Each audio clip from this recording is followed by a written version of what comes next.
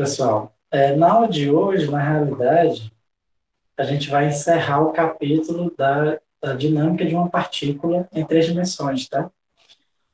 E, se eu não estou enganado, né? Pelo que eu lembro, a gente encerraria o conteúdo hoje, certo? Toda a disciplina a gente encerra hoje. Ou seja, assim quando próxima semana provavelmente eu vou passar aquele trabalho, né? Igual como eu passei da N1, Você não passa trabalho mais, não. mas eu vou passar um trabalho e vou dar até o final do semestre para vocês resolverem, né? E aí as aulas que a gente vai ter pela frente é só para tirar dúvida, né? Eu posso vir aqui, tirar dúvida, posso resolver uma questão parecida para vocês, tá? Então, acho que dá certo. É tranquilo, né? Ou então, se vocês quiserem, eu posso começar a falar sobre o restante da mecânica, né? Que não está na ementa disciplina, então não vou cobrar, mas se vocês tiverem curiosidade, posso falar também, tá? Mas eu acredito que seja melhor a gente usar as aulas para tirar dúvida, né? Pode ser. Mas eu posso trabalhar mais fácil, né? Então, eu vou passar assim, o basicão do basicão, certo? Só para exercitar mesmo essas equaçõezinhas que a gente viu, tá bom? Inclusive, na verdade, eu ainda nem corrigi, né? Na verdade, eu vou corrigir e mandar para vocês, certo? Você vai para todo mundo aí que todo mundo tá passado. Vai dar certo, vai dar certo. Mas realmente, acho que quem entregou vai passar, né? Então vamos lá, vamos encerrar aqui o conteúdo hoje, né? Hoje só está faltando para a gente terminar essa parte do movimento em uma partícula, né? Estudar uma força em particular, certo? Que é a força eletromagnética, né? Então, lembra que eu já falei para vocês que tinha lá as três forças básicas, né? Fundamentais, né? Quatro forças, que é a gravitacional, a eletromagnética, nuclear forte, nuclear fraca, né? Na verdade, a nuclear fraca e a eletromagnética, depois descobriram que é a mesma força, tá? E dessas forças, então, por exemplo, a gravitacional, a gente aprendeu como resolver a equação de Newton, né? Dependendo de uma força gravitacional na aula passada, tá? Até que a gente viu as órbitas elípticas, né? Ou hiperbólicas, se for um cometa, tá? Então, hoje a gente vai ver como é que a gente resolve se for uma força elétrica e magnética, tá? Na verdade, a gente não vai ver qualquer força elétrica, qualquer força magnética. Vamos ver os casos mais simples, tá bom? Que já dá uns cálculos interessantes, né? Mesmo os casos mais simples, tudo bem? Então, vamos lá. Numa força eletromagnética, certo? Força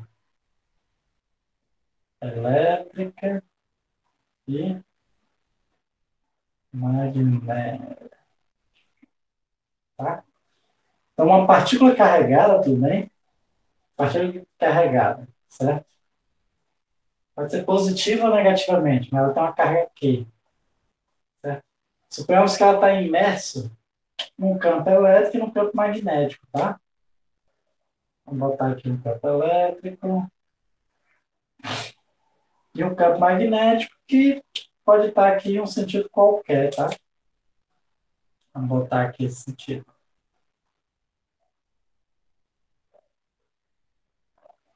certo? Os campos elétricos e campos magnéticos são campos vetoriais, ou seja, são funções, né? Sendo aqui matematicamente preciso, né? São funções de Rn em Rn. No caso aqui, 3, na verdade, né? De R3 em R3, tá?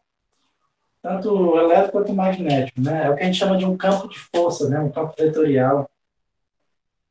Você pode pensar aqui um campo de força como sendo uma função de R3 em R3, né? Ou seja, a cada ponto do espaço você define um vetor, tá? Como é que a gente acha esses campos? Aí é lá na teoria eletromagnética, tá? que inclusive a gente vai estudar, vocês vão fazer comigo próximo semestre, né? Quem for fazer física, quem for fazer eletromagnetismo aí, a gente vai aprender como é que calcula o campo elétrico e o campo magnético, tudo bem? É bem interessante, é uma aplicação bem, vamos falar aqui, interessante do cálculo, tá? Não vou dizer que é difícil, porque para não assustar vocês, mas a gente vai só estudar os casos mais que a gente consegue fazer na mão, tá bom? Mas enfim, então a gente vai aprender a calcular o campo eletromagnético só na próxima cadeira, tá? Vamos supor que eu já tenho um campo elétrico e campo magnético, por alguma forma eu calculei, e tem uma partícula que está se movimentando aqui, desse campo eletromagnético, certo? A força que essa partícula sofre, certo? Ela tem essa equaçãozinha aqui. Então, a força elétrica é simplesmente a carga vezes o campo elétrico, tá? Vezes o campo elétrico, tudo bem? E a força magnética vai ser a carga, velocidade, vetor, o campo magnético, certo? Ou seja, é uma força que, em geral, ele vai depender da posição e da velocidade, tá? Boa noite, Thaís. É uma força que, em geral, vai depender da posição e da velocidade, certo? É muito comum o campo elétrico, certo? E a gente vai ver vários exemplos na próxima aula, quer dizer, na próxima disciplina, né, de eletromagnetismo, o campo elétrico também ser uma força central, tá? Uma força central. Então, aqui poderia dar uma força central, teria mais esse termo aqui do campo magnético. Mas a gente não vai ver esse caso, não, porque ele seria complicado demais, tá? Seria uma abordagem tão complicada, você nem se dá para resolver à mão, né? Você considerar uma força central aqui no campo elétrico e, e colocar um termo e um campo magnético também, né? Aí já pode ser complicado demais, que a gente não consegue nem resolver, que a gente chama... Se conseguir achar uma expressão, né? Uma expressão. Porque às vezes você não consegue resolver. Na física a gente chama analiticamente, né? Matematicamente não sei se é o nome mais correto, mas a gente conseguir achar uma expressão, né? Tem equações tão complicadas que a gente não consegue achar uma expressão para ela. Então a gente tem que resolver numericamente, que a gente chama, né? Se vocês fizerem cálculo numérico, vocês vão entender o que eu estou falando, certo? Mas aqui a gente vai se limitar a um caso mais simples. Esse caso mais simples é quando o campo magnético ele é uniforme, tá? Então a gente vai considerar que o campo magnético ele é uniforme, certo? Ou seja, os vetores tudinho do campo magnético, né, do campo vetorial, eles apontam todo para a mesma direção e todo mundo tem a mesma intensidade, né? É como se fosse assim, ó, no campo magnético, os vetores associados a cada ponto, todos eles apontam para a mesma direção e têm a mesma intensidade, tá? Como se fosse assim, o campo vetorial, ele seria simplesmente assim, certo? O campo magnético, certo? Finge que todo mundo aqui tem o mesmo tamanho e todo mundo é paralelo, tá? Claro que eu não vou conseguir desenhar o mesmo tamanho. Finge que todo mundo é assim, certo? E aí, nesse caso, a gente vai dizer o seguinte, vamos chamar essa direção da direção Z, certo? Que é a direção Z, aí tem uma direção X aqui e uma direção Y aqui, certo? Esse campo aqui é o mesmo em todo lugar aqui do espaço, tá? Não desenhei em todo lugar porque fiquei com preguiça de desenhar, mas finge que tem uma setinha apontando para cima em cada ponto do espaço que tem o mesmo tamanho. E aí, esse aqui é o meu campo vetorial, tá? Então, a equação do meu campo do vetor magnético seria isso aqui, certo? É só um B, que é a intensidade do campo, apontando para cima aqui na direção K, certo? E vamos considerar o meu campo elétrico, certo? Ele também é uniforme, ou seja, eles também apontam, são um monte de setinhas só apontando na mesma direção, só que agora a gente vai considerar o seguinte, que o meu campo elétrico, ele vai ter uma componente, deixa eu só, para ficar mais parecido com o livro, eu vou fazer igual o livro. ele só vai ter uma componente no eixo Y, tá? Uma componente no eixo Y e uma componente no eixo Z, certo? Ou seja, é como se fosse assim, no campo elétrico, ele também é um monte de setinha, só que é um monte de setinha que está inclinada em relação a essas aqui, certo? Então, essa inclinação eu escolho de tal forma que o meu eixo Y coincide, né? Essas setinhas só tem componente no eixo Y, não tem componente no eixo X, certo? Só tem componente no eixo Y, não tem no eixo X. E no eixo Z, né? Que aí tem uma certa, pode ter uma componente aqui paralela ao eixo Z, certo? Desculpa, né? Certo? Então vamos resolver a lei de Newton, certo? Para essa força, quando o meu campo de força, né, o campo elétrico, ele tem essa expressão, e o meu campo magnético, essa expressão aqui, tá?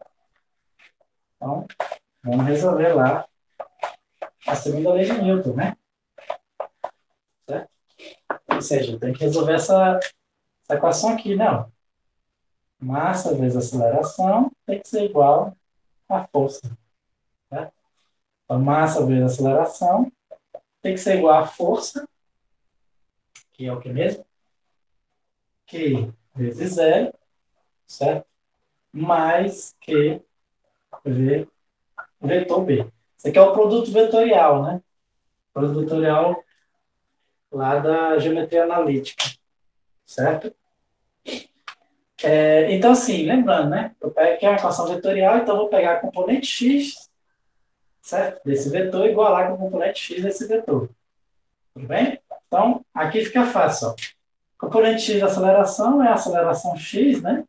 Vai ser igual a carga vezes a componente x do campo elétrico, mas componente x do campo elétrico é zero.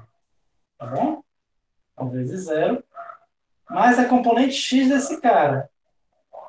Quanto é a componente x desse cara? Eu tenho que calcular esse produto vetorial, tá? Então, vamos calcular aqui o produto vetorial, ó. E vamos ver quanto é que vai ser a componente x, né? Como é que a gente faz o produto vetorial? Bota I e o JK aqui na primeira linha, né? Os componentes do segundo vetor na segunda linha, que é Vx, Vy e Vz. E as componentes do segundo vetor na terceira linha, que é componente x do B, zero, componente y do B, zero, componente z do B, é o próprio B. Tá?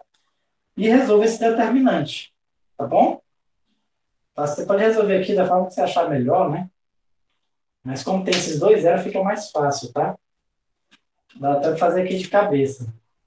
A componente x vai ser simplesmente Vy vezes B na direção I. E na componente y, isso mesmo, vai ficar menos Vx vezes B. E a componente k dá zero. Certo? Ou seja, V vetor B, certo? V vetor B seria isso aqui. Tudo bem? Quando eu pego aquele B, dá isso aqui. Ou seja, aqui vai vir Q vezes a componente x desse cara. A componente x desse cara está aqui ela. Vy vezes B. Certo? Vou apagar aqui. Vamos ver a componente y e z também. Certo? Vamos lá. Aqui é a componente x, tá? A componente y vai ser massa vezes aceleração y. Vai ser igual a carga vezes o EY, agora eu já tenho, né, um EY, mais a componente y desse cara aqui, ó, a componente y desse cara é exatamente menos, então na verdade é o menos, né? Menos Q Vx e a componente z fica massa vezes aceleração z vai ser igual a componente z disso aqui, que é carga vezes o EZ, certo? Mais componente z disso aqui, só que a componente z disso aqui é zero, tá bom? Então, ou seja, resolver a equação de Newton, a lei de Newton é resolver essas três equações. Essa e essa. Lembrando que isso aqui são equações diferenciais, né? Aqui eu não escrevi em termos de derivada, para ficar mais melhor, né? Às vezes eu boto derivada porque o pessoal se assusta, mas vamos escrever em termos de derivada aqui, ó. O que é que essa equação está me dizendo? Que a massa vezes a aceleração, que é a derivada segunda do x com relação ao tempo, vai ser igual, esse termo aqui é zero, né? A carga, vezes velocidade y, é o quê? É o tal b, vezes a derivada de y com relação ao tempo. Certo? A equação y como é que fica? Fica massa, derivada segunda de y com relação ao tempo, né, que é a aceleração y, vai ser igual a carga vezes o EY, menos a carga vezes B, vezes o Vx, só que o Vx é a derivada de x com relação ao tempo. Tá? E essa última equação vai ficar m d2z dt2, né? Derivada segunda do z com relação ao tempo, vai ser igual a carga vezes o EZ. O que isso aqui? É isso aqui. Isso aqui são as equações diferenciais, né? E essas equações diferenciais, elas, a gente chama, que é um sistema de equações diferenciais, né? Ou seja, eu quero achar três funções que dependem do tempo. Eu quero achar o x de t, o y de t e o z de t. São três funções. Só que eu tenho três equações para achar elas. Então, é um sistema de equação, né? Só que não é aquele sistemazinho que a gente vê no ensino médio, né? De equações algébricas. Aqui é que a solução são números. Aqui são três equações que a solução são três funções, tá? Esse sistema, ele inclusive, a gente diz que ele está acoplado, né? Essas duas equações estão acopladas. Por quê? Porque observe que a derivada segunda do x depende da derivada primeira do y. Então, uma função está misturada com a outra. Uma função depende da outra, né? A derivada segunda de uma função depende da derivada primeira de outra. Mesma coisa aqui, a derivada segunda do y depende da derivada primeira do x. Essas duas equações estão acopladas. Tudo bem? Vamos aprender a resolver elas daqui a pouco. Essa terceira equação, ela está desacoplada. Por quê? Porque a derivada segunda do z não depende nem de x nem de y. Então, essa sim a gente diz que está desacoplada. E essa é fácil de resolver, né? Essa equaçãozinha aí, o que essa equação está me dizendo? Que a derivada segunda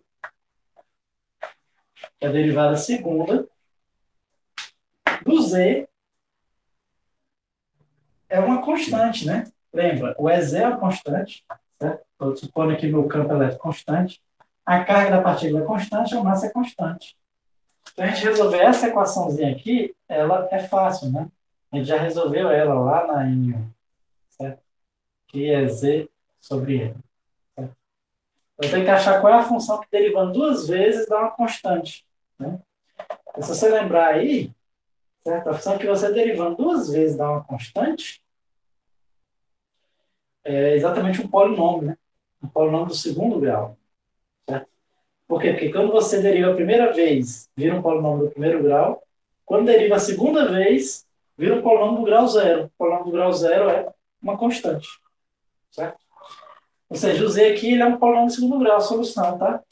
E eu consigo achar essa solução integrando duas vezes, tudo bem? Você integra aqui duas vezes e você tem a solução. Não vou nem fazer, para a gente não perder muito tempo, tá? A solução é até fácil, né? Parece com aquele movimento uniformemente variado. Aliás, parece não, é exatamente isso, né? No Z é um movimento uniformemente variado, né? Quando a força é constante, deixa o Z, gera uma aceleração constante, deixa o Z, que gera um movimento uniformemente variado, tá? E a equação é exatamente essa. Então, V0 Z T mais Q é Z sobre 2Z ao quadrado, né? Aquela equação, né? Que é posição inicial mais a velocidade inicial vezes o tempo, mais a aceleração sobre 2 vezes t ao quadrado, tá? E a aceleração é exatamente esse tema aqui, né? Isso aqui é exatamente a aceleração do eixo Z, certo? Então, essa aqui é a equação que vai descrever a partícula, o movimento dela no eixo Z. No eixo Z, como já falei, ela vai ser um movimento uniformemente variável, certo? Agora, vamos para o que é complicado aqui, né? Que é essas duas equações, elas estão acopladas, né? Uma depende da outra, tá? Como é que a gente resolve essa equaçãozinha? E para a gente resolver, a gente tem que lembrar o seguinte: da mesma forma que a gente resolve em um sistema de equações lá do nosso ensino médio, né? Tipo, vamos lembrar aqui, né? Se eu colocar isso aqui, ó. 2x menos 3y igual a 10. E aqui 10x mais 10y igual a, sei lá, 3. Vou ter aqui uns números doidos, né? Como é que você resolve esse sistema aqui? Então, só lembrar. Uma das formas é o método da substituição. O que é o método da substituição? Você isola uma variável na equação e substitui na outra. Tá? Você isola uma variável e substitui na outra. A lógica aqui é fazer a mesma coisa. É a gente isolar uma variável e substituir na outra. Certo?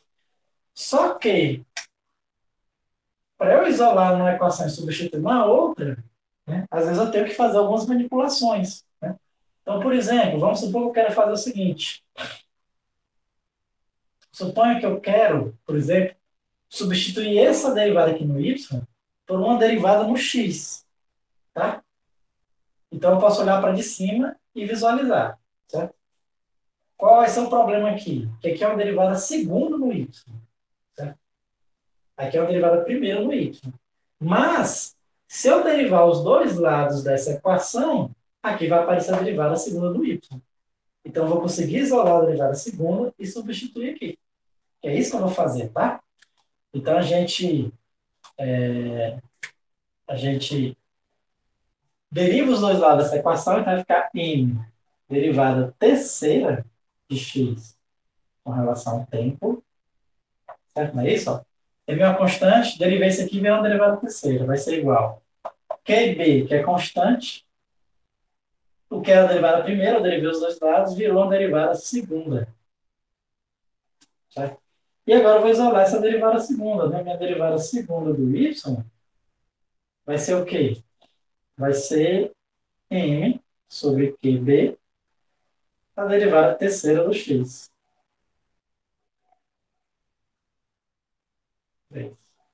Beleza? Agora, né, é como se tivesse isolado uma variável. E agora eu substituo essa derivada segunda aqui nessa equação. Tá? Tenho para essa equação e essa equação vai ficar como? Vai ficar massa vezes a derivada segunda do y. Quanto é a derivada segunda para o y? Tudo isso em relação a x. Então vai dar um m sobre q b derivada terceira do x com relação ao tempo. Pronto, vai ser igual ao quê? A q vezes o y menos qb, certo? qb vezes derivada primeira do x. Certo, pessoal? E agora o que a gente obteve? Uma equação, certo? Que só envolve x. Quando a gente obtém essa equação que só envolve x, a gente diz que a gente desacoplou o sistema.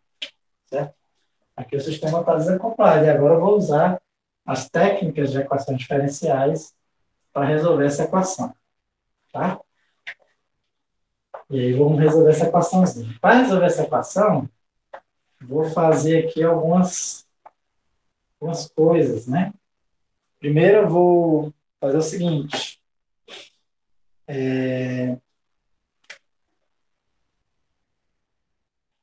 Vamos lá, vamos resolver aqui. Primeiro eu vou botar esse termo para o lado de lá. Certo? Esse termo aqui para o lado de lá. Esse termo aqui, eu vou passar dividindo todo mundo. Certo?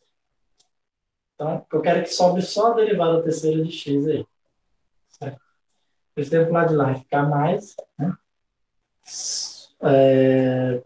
Esse QB aqui, sendo que eu passei esse termo aqui, esse mesmo termo aqui, que eu fiz sumir aqui, eu dividi por todo mundo. Então, o que vai acontecer é que vai aparecer um Q ao quadrado, um B ao quadrado, sobre M ao quadrado, tá? dx dt, certo? igual a esse termo aqui, só que vai aparecer vai ser o Q ao quadrado, B, dividido por M ao quadrado, e aqui temos Y. Pronto. Certo? Deixa eu ver se eu fiz tudo certinho aqui. Tá correto, né? Vou ver Q ao quadrado, B, beleza? M ao quadrado, exatamente. Espera que não diga que eu tenho errado.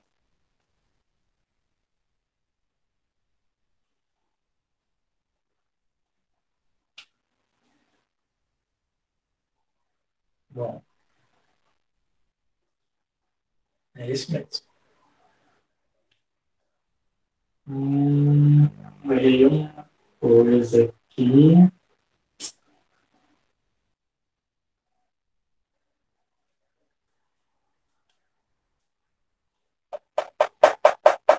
Aqui, paguei as equações todinha. Tem uma massa aqui que ela tinha que sumir, tá? Deixa eu ver se eu consigo achar aqui onde foi que eu errei.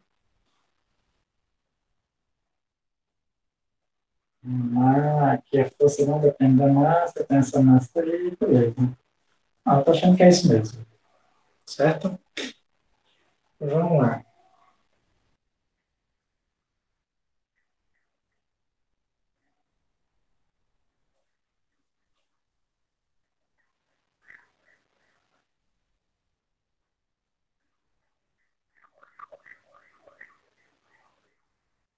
Beleza.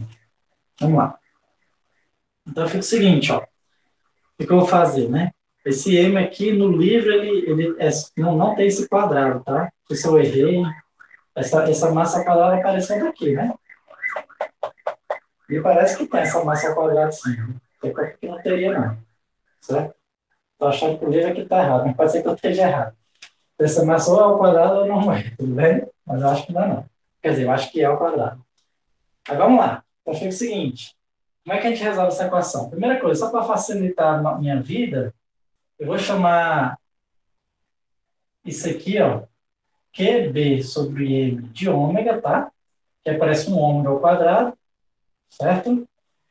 E eu vou chamar esse termo todinho aqui deixa eu ver como é que ele chamou, de A.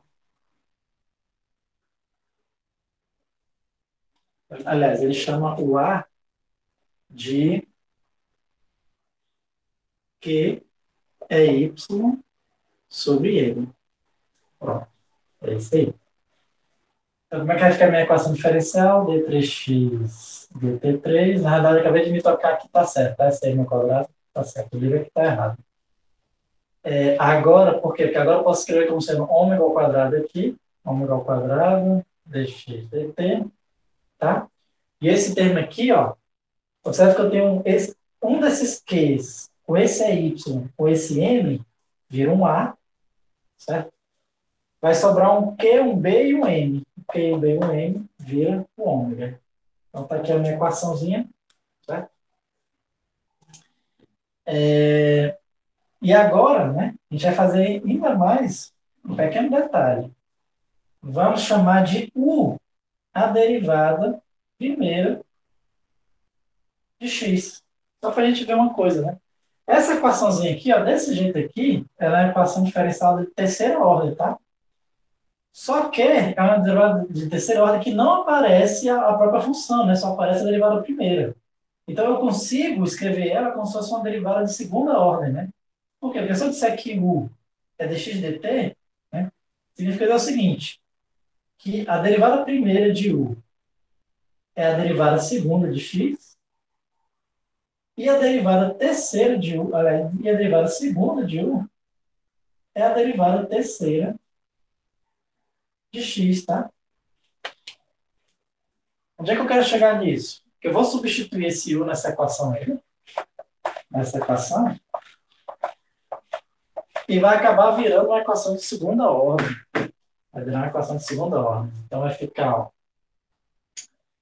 a derivada terceira, né, vira a derivada segunda em u. Agora aqui fica uma derivada segunda em u, certo? mais o ômega ao quadrado, vezes a derivada primeira de x, que é, a derivada primeira de x é o próprio u. Vai ser igual a vezes ômega.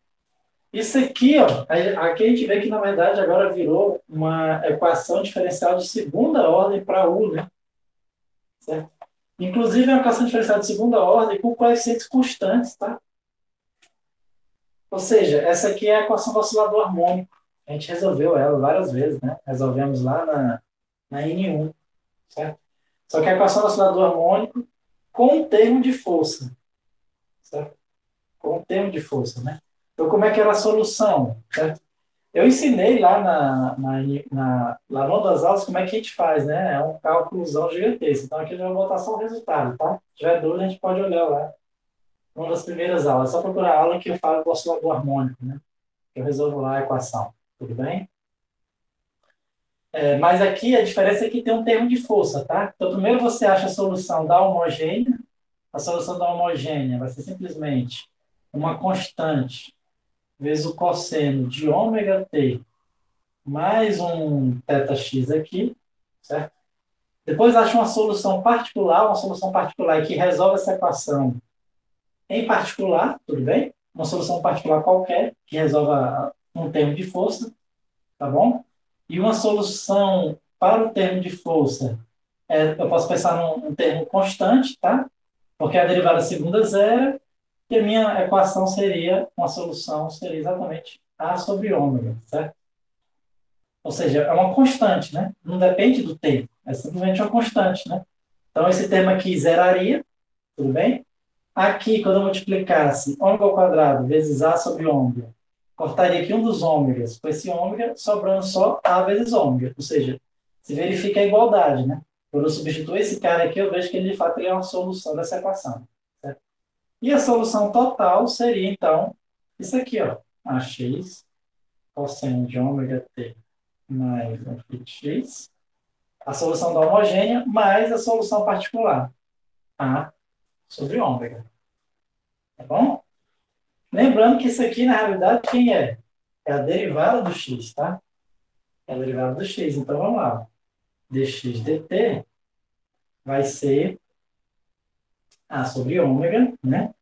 Vou botar aquele termo para cá, mais o AX vezes o cosseno de ômega t, mais um θx.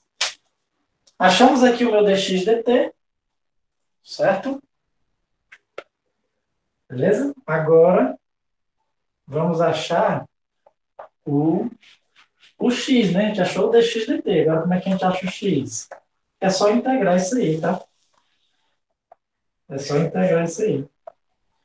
Então, integrando, como é que vai ficar? Integrando isso aqui, vai aparecer um termo constante, então, meu x de t vai ser um cx, mais aqui vai aparecer um a ômega t, certo? E a integral do cosseno é seno, né? Certo? Mais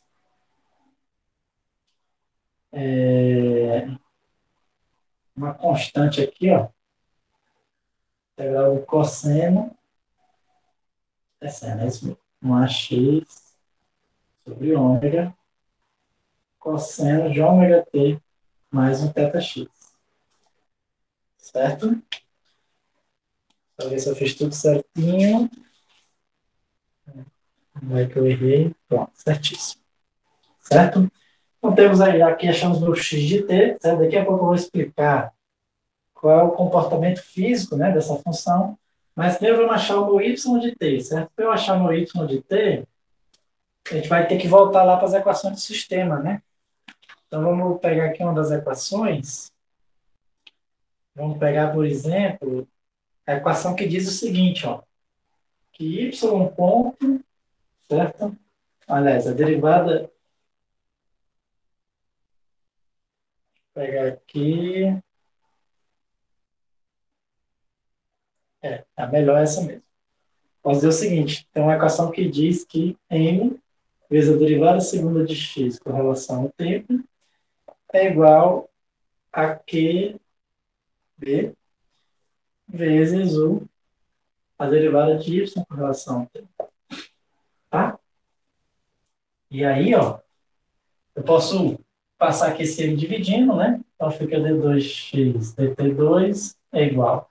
QB sobre m é o que a gente chamou de ômega, certo? Vezes dy dt.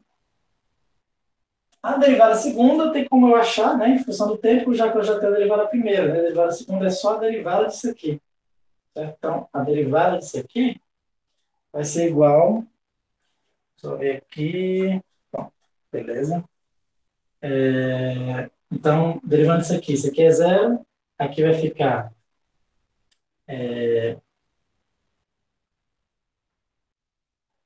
o AX eu repito, tudo bem? Que é uma constante. Aparece um ômega, certo? Que a derivada do cosseno é menos seno, então aparece um menos ômega AX seno de ômega t mais um φx. Certo? Isso aqui vai ser o ômega dy dt. Tudo bem? Derivei isso aqui dá zero. Né? Derivei isso aqui, o seno fica menos cosseno, menos seno, aliás. E aqui, e aparece um ômega ali. Então, acaba chegando à conclusão que o dy dt vai ser AX, né? Seno de ômega t mais um φx. Certo? E aí, para eu achar o y, eu integro novamente. Né? Então, integrando isso aqui, vai ficar o quê? Menos, certo? Que a integral do seno é menos cosseno, um AX sobre ômega cosseno de ômega t mais um φx. Certo? Então, aqui seria o meu y em função do tempo. Tá? Só ver se eu achei corretamente.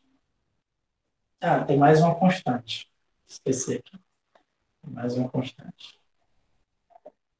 Certo? Constantes CY menos e CY. Tudo bem?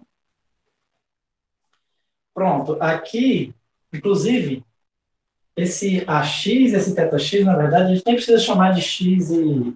Não precisa nem chamar de X, né? Vou chamar simplesmente de A. Aqui é um A e um θ, tá? Aqui também é um A e um θ. É o mesmo AX, certo? Não precisa distinguir do X do Y, né? Que ele aparece nos dois termos. Então, esse aqui é a minha função x, e aquele ali é a minha função y, certo? Vamos entender como é que é o movimento da partícula sobre os campos eletromagnéticos, certo? Eu vou só copiar todas as minhas soluções aqui na lousa para a gente entender um pouquinho, certo? Então, meu x de t, eu descobri que ele ia ser assim, né? X de t vai ser um cx mais um a sobre ômega t mais a sobre ômega cosseno de ômega t mais um θ. O y eu descobri que vai ser um cy menos a sobre ômega seno de ômega t mais um θ. Certo? Deixa eu ver aqui.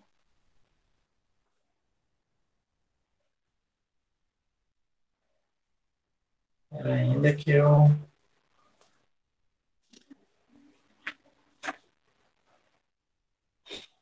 Cosseno.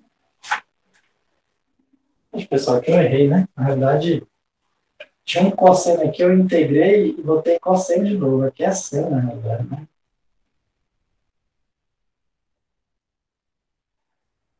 Integral do cosseno é seno. Um cosseno integrei da seno. Eu errei. Então, aqui é seno, na realidade.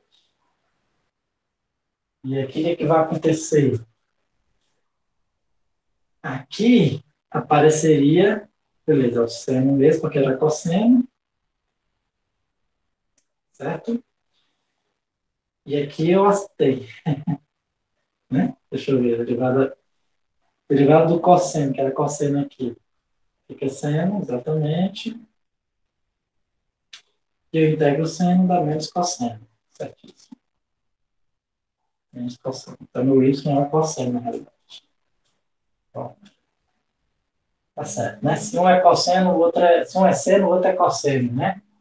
Certo? Porque senão não daria certo. Certo? Então, aqui é o que eu tinha errado, né? Tinha botado cosseno e era seno. Pronto, então beleza. Temos o x ali, o y. E o z a gente já tinha achado também, tá? Até já apaguei o z, mas vamos repetir de novo.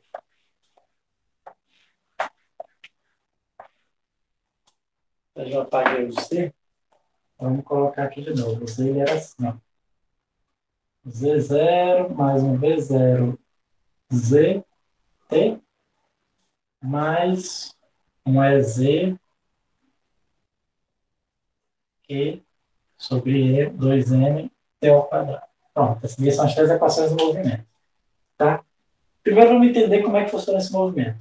Primeiro vamos supor, para a gente entender um pouco desse movimento, vamos supor o seguinte, que o meu... só lembrando uma coisa, essas constantes aqui, tá, pessoal? Ó, esse Cx e esse Cy, certo? O A também, certo? O A e o θ, a gente acha a partir das condições iniciais, tá? A partir da posição inicial e da velocidade inicial de cada partícula, certo? Como eu vou fazer aqui genericamente, eu não vou achar, tá? Mas dá para a gente achar, sabendo as condições iniciais do meu problema. Primeiro vamos supor o seguinte, que o meu campo elétrico é zero, tá? Então, ou seja, vamos fazer aqui o EY igual ao EZ igual a zero. Vocês não têm campo elétrico, é só o campo magnético. O que significa? Significa, primeiro, que isso aqui é zero, tá? Para esse caso, esse termo aqui é zero, certo? E o EY, não sei se vocês lembram, ele vai zerar esse terminho aqui com A, ó. Vai zerar esse termozinho aqui, certo? Porque lembra, o A, ele era Y sobre MQ. Então, se o EY é igual a zero, significa que o A também é zero. Então, esse termo aqui ele vai zerar também, certo? Então, vamos só entender como é que vai ficar a minha equação nesse caso. Ou seja, só tem campo magnético. Então, meu x ele vai ser isso aqui, ó, Cx mais A sobre ômega, seno de ômega t mais φ. E o meu y vai ser um Cy menos A sobre ômega, cosseno de ômega t mais um φ. E o z, né, que eu posso até colocar aqui. O z, aliás, eu vou deixar para depois. Mas o que eu posso fazer desses dois cálculos aqui? Se eu passar o c para o outro lado, certo? Ficar aqui x menos c. Vou até fazer aqui para não ganhar espaço, tá? E eu vou passar o isso para o outro lado. Agora eu vou elevar isso aqui ao quadrado. Vou levar isso aqui ao quadrado e vou somar. Vai ficar assim, ó, x menos cx ao quadrado mais y menos cy ao quadrado, certo? Vai ficar a esse a ao quadrado sobre ômega ao quadrado, né? Aqui vai aparecer um seno ao quadrado mais cosseno ao quadrado, que dá 1. Ou seja, existe uma relação, o x e o y se relacionam desse jeito aqui, certo? Você lembrar bem o que é isso aqui? Isso aqui é a equação de uma circunferência, tá? É uma circunferência com centro, né? Se eu pegar aqui o meu plano XY, né? Então, tem um centro em CX, CY, certo? Então, temos uma circunferência em torno desse ponto, cujo raio dessa circunferência é A sobre ômega, tá? A sobre ômega. O raio dessa circunferência é exatamente A sobre ômega. Então, é isso. Quando não tem um campo elétrico, certo? E a partícula está se movimentando num campo magnético uniforme, ela simplesmente faz um movimento circular, certo? Faz um movimento circular, tudo bem? Isso tem várias implicações importantes na física, né?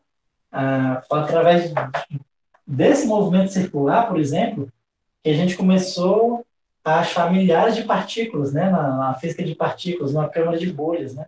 O que era uma câmara de bolhas? Basicamente, ele botava alguma partícula muito rápida para bater em outra partícula muito rapidamente. Né? Era o acelerador de partículas antigamente. Né? Nosso acelerador de partículas antigamente funcionava assim. Você acelerava uma partícula bem rápido, outra bem rápido, e aí fazia com que as duas batessem uma na outra. Quando batia nas duas outras, elas papocavam, né? Soltavam um monte de partícula, e essas partículas que se soltava, a gente colocava para andar num campo magnético. Dependendo de como era a, o movimento circular dela, tá? A gente conseguia tirar várias propriedades. Eu poderia tirar carga, né? Uma relação entre carga e massa, tá? Saber se a carga era positiva ou negativa, né? Aqui, naquelas equações, não dá para a gente ver muito bem, tá? Mas, se a carga for positiva, ela se movimenta no sentido horário, tá? Se for negativa, se movimenta no sentido, aliás, positiva, anti-horário, negativa, horário, certo? Então, assim, a gente consegue estudar partículas, né, através dessas equações aqui, certo? Um círculo, tudo bem? Beleza, então x e y, eles se relacionam desse jeito, tá? Agora, e o z, né? A gente não vê a equação z. A equação z, ela é um movimento uniforme. O que significa dizer? Que se houver uma velocidade inicial, como é que seria esse movimento? Seria circular no plano xy, só que ao mesmo tempo o corpo vai subindo. Então isso gera um movimento que a gente chama de helicoidal. Ele é circular, mas ao mesmo tempo o corpo vai subindo. Tá? Então seria esse movimento aqui. Tá? Se eu tivesse aqui o eixo Z, né? Bem ali assim, o eixo X e aqui o eixo Y. Então seria um movimento que a gente chama de helicoidal. Ao mesmo tempo que o corpo vai rodando, ele vai subir. Certo? Isso foi sem o campo elétrico. Tá? Agora vamos supor que eu tenho um campo elétrico. Né? Então, esses tempos que foi para zero, eles não vão mais para zero. Tá? Mas o que é que vai mudar? O que vai mudar, basicamente, o que é que é? Se você reparar bem, né? Observe que ainda tem esse seno e esse cosseno. Ou seja, então eu não consigo botar esse tempo lá de lá, consigo botar esse tempo lá de lá. Certo? Então agora, o que, que vai acontecer? Essa minha equação vai ficar assim, ó. Vai ficar x menos o cx, só que vai ter esse aqui também, ó. Menos at sobre ômega. Então, bem aqui assim, vai ter o x menos o cx menos o at sobre ômega. Certo? Essa equação continua sendo verdade. Né? Do jeito que ela está aqui. E aí, onde é que a gente consegue chegar? Ó, aqui, pessoal, só um detalhe que aqui tem um menos, tá? Mas o resultado é o mesmo. Onde é que a gente chega agora? Se houver um campo elétrico, o que vai acontecer? Ainda vai ser um movimento circular, tá? Então, x e o y ainda respeita essa equação, então ainda é um movimento circular, mas o centro, né? O centro antes era só cx, agora o centro é um cx menos at sobre ômega. O que significa dizer? Que o centro, ele vai depender do tempo. Então, agora vai ser um movimento circular, só que é um movimento circular com um círculo andando para frente, tá? Então, vai ser um negócio assim, ó. Vai ser um negócio assim. É um movimento circular, mas com o centro do seu círculo indo para frente. Então, fica um negócio assim. Certo? Pode ser assim, né? Pode acontecer até, se isso aqui for sincronizado com o tempo que ele dá a volta, você pode até ter um negócio assim, ó. Certo? Essa curva aí é uma curva importante do ponto de vista matemático. Essa curva aí, ela é a... Deixa eu ver como é o nome dela aqui. É uma... Só ver o nome exato dela aqui, só para eu não falar nada errado. Cicloide, né? Isso aqui é exatamente o movimento de uma cicloide. Certo? O movimento de uma cicloide. É desse jeito. Lembrando que esse aqui no eixo XY, tá? Só que no eixo Z agora também é um movimento uniformemente variável. Então, ela tanto faz isso aqui no eixo XY, como ela também vai subindo. Então, você imagina isso aqui saindo do plano, né? De cada volta que ele vai fazer, ele vai saindo aqui do plano. Tudo bem, pessoal? Bom, então assim, então com isso a gente já viu, certo? Os principais resultados, né, da mecânica básica, uma partícula, certo? E com isso a gente termina todo o conteúdo, tudo bem? Então nossas próximas aulas vão ser só aulas para a gente exercitar, né? Vou passar o trabalho para vocês e a gente vai exercitando juntos aqui, né? A gente tem um mês aí para acabar a disciplina, então tem um mês para fazer essa atividade. Eu acho que a gente vai conseguir fazer isso com facilidade. Tudo bem? Então, por hoje a gente fica por aqui, certo, pessoal? E a gente volta segunda-feira. Já vou trazer o trabalho, né, para vocês ir trabalhando nele e a gente vai resolvendo junto. Tá bom? Beleza. Pois boa noite, Maírton. Boa noite, Tudo Thaís. bem. Boa noite, professor. Boa noite, até segunda.